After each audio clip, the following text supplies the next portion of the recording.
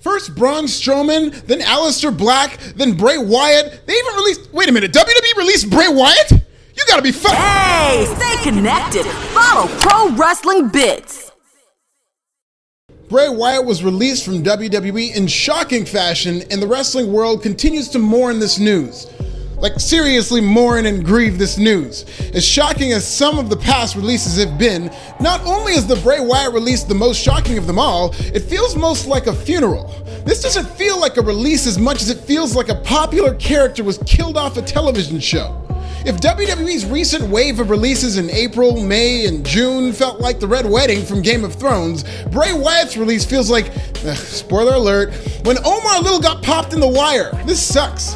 And for those of you using this news of budget cuts to go after Nick Khan on Twitter, no, you know what? Those people are idiots. They get no energy from me. I don't talk to the crazy people because I don't speak your language. So tweet away, jackasses. Bray Wyatt's release concludes a once promising, at times painful, bizarre, and ultimately head-scratching tale of what could have been, particularly for the Fiend. Remember how hot this character was at SummerSlam just 2 short years ago? Yes, Bray Wyatt's new Face of Fear character was also over initially before fizzling out, but this was on an entirely different level. As creative as Bray Wyatt's cult leader gimmick was, it was really just an improved rehash of the Waylon Mercy character, as was referenced by Wyatt himself through the Firefly Funhouse puppet Mercy the Buzzard. But by the time the Firefly Funhouse came around, powered by the once invincible Fiend, the wrestling world had never seen anything like it, and they responded accordingly. The Fiend's debut at SummerSlam against Finn Balor led to the most instant excitement for a modern-day pro wrestling character arguably ever. Despite being a heel, fans chanted "Yowie Wowie," "Let him in," and "Oldie but goodie, holy shit," which they chanted before he even took his leather overcoat off. The near riot conditions incited by the inexplicable referee stoppage during the Fiend versus Seth Rollins at Hell in a Cell was a direct result of the level of excitement this character produced.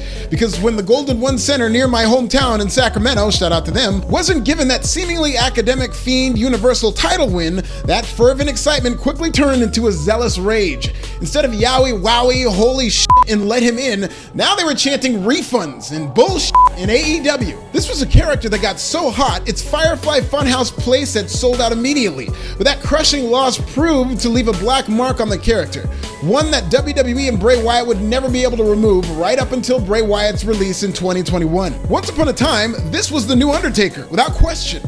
Bray even had a chance to literally become just that in a WrestleMania 31 match against The Undertaker post-undefeated streak. But instead of a passing of the torch, no, not that torch, this torch. Instead of a passing of the torch, Wyatt versus The Undertaker just proved to be another costly loss for Bray Wyatt and this character. With The Undertaker retired, for now, and Bray Wyatt released, The Fiend versus The Undertaker, like Wyatt's career itself, will forever be a story of what if.